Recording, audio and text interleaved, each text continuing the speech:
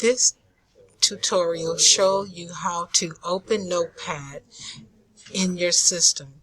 You go to the search bar and you type in Notepad.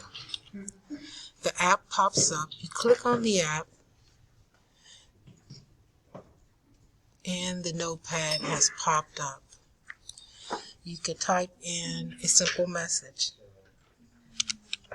Hello world.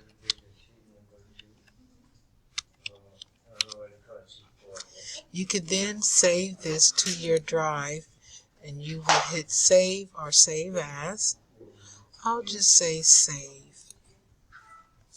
I'm going to save it to my desktop, and as you see it has the TXT, and I'm going to name this Hello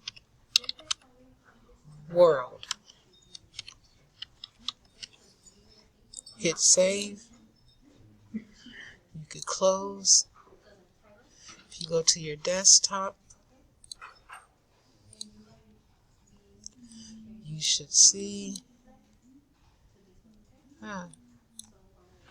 Hello World. There you have it. Hello World. Close. Thank you.